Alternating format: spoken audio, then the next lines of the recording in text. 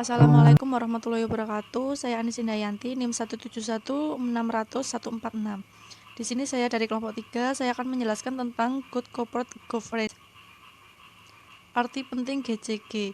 Dalam menjalankan sebuah perusahaan, GCG memiliki arti penting yaitu 1. Untuk meningkatkan kinerja perusahaan melalui terciptanya proses pengambilan keputusan yang lebih baik. 2. Meningkatkan corporate value. 3. Meningkatkan kepercayaan investor. 4. Adanya peningkatan shareholder value dan dividen yang menimbulkan kepuasan investor. Manfaat. Banyak manfaat yang dapat dipetik dalam penakaran indeks GCG. Berikut pentingnya penerapan GCG di sebuah perusahaan antara lain. 1. Meningkatkan kesadaran pelaku bisnis terhadap pentingnya GCG dalam pemulihan ekonomi dan pengelolaan perusahaan. 2. Dapat dijadikan alat ukur untuk memetakan masalah strategi yang terjadi sekaligus sebagai dasar pembuatan kebijakan yang diperlukan. 3. Mengetahui kondisi GCG dari perusahaan sebagai data dalam rangka sosialisasi GCG pihak terkait. Kunci sukses GCG. Istilah GCG kian populer. Istilah tersebut ditetapkan di posisi teratas. Hal itu setidaknya terwujud dalam dua keyakinan antara lain. 1. GCG merupakan kunci sukses perusahaan untuk tumbuh dan menguntungkan dalam jangka panjang. 2.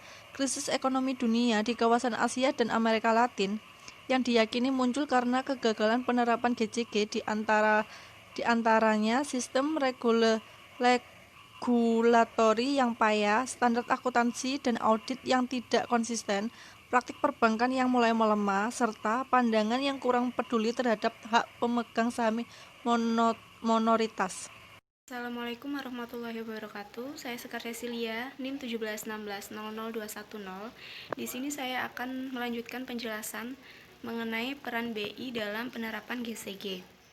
Krisis ekonomi Indonesia yang menyebabkan keterpurukan perekonomian Indonesia karena prinsip-prinsip GCG yang diabaikan. Berikut merupakan sejumlah peran yang harus dilakukan BI dalam kaitan dengan GCG perbankan nasional. Yang pertama yaitu peranan peraturan. Sistem perbankan nasional membutuhkan peraturan yang tegas untuk mendorong penerapan GCG di kalangan perbankan agar bank-bank di Indonesia memiliki acuan dalam mengelola perusahaan sesuai dengan prinsip GCG. Yang kedua, peran supervisi, faktor compliance supervisi sangat penting dalam mengawasi penerapan GCG di industri perbankan nasional agar pelaku bisnis tidak kucing-kucingan dengan peraturan GCG. Yang ketiga, peran koordinasi. Peranan GCG membutuhkan solusi yang holistik di mana banyak pihak yang terlibat sehingga BI perlu melakukan koordinasi dalam mendefinisikan informasi yang perlu dan merumuskan kebijakan yang dikeluarkan. Kemudian, GCG assessment. Pengukuran merupakan hal yang krusial dalam ratingan GCG karena hal pengukuran inilah yang akan digunakan untuk menentukan hasil analisis. Selain berguna untuk menyempurnakan GCG sebagai sebuah sistem, dengan kata lain GCG assessment merupakan aktivitas untuk mengukur sejauh mana kinerja penerapan GCG di suatu perusahaan dapat dilaksanakan dengan mengacu kepada standar tertentu yang dikonversikan menjadi skor atau angka sehingga penerapan dapat dikelola dengan baik.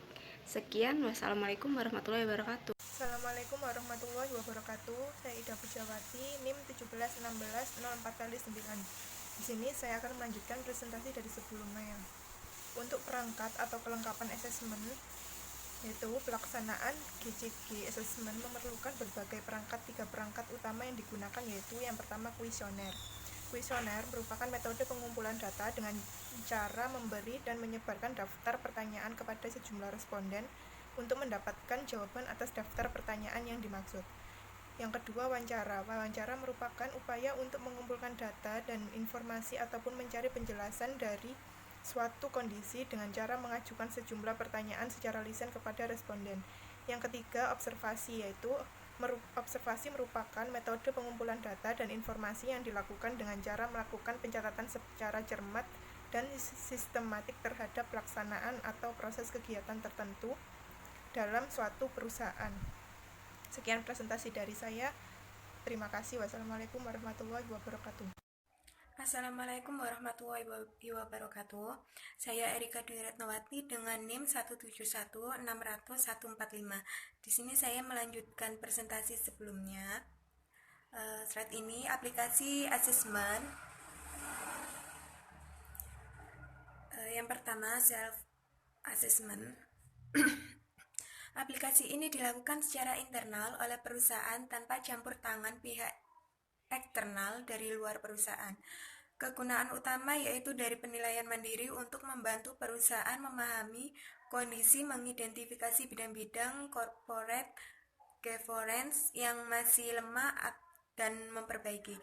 Untuk yang kedua ada independent assessment, pengukuran independen yang dilakukan oleh pihak ketiga, digunakan oleh perusahaan untuk memberi keyakinan pada stakeholder dan masyarakat luas, utamanya lagi para investor mengenai kinerja pelaksana GCG di perusahaan.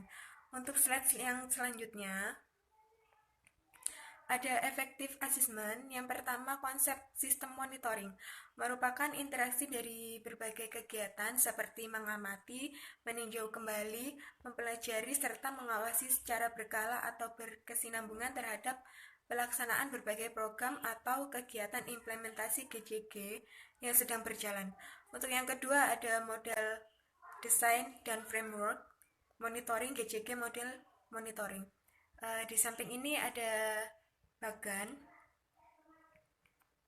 model monitoring yang di atasnya ada kebijakan program, bawahnya kebersamaan program, dan yang sebelah kiri ada keputusan dan ada standar yang disepakati. Untuk yang sebelah kanan kualitas program dan penilaian kualitas. Sekian presentasi dari kelompok kami. Mohon maaf apabila ada salah kata. Wassalamualaikum warahmatullahi wabarakatuh.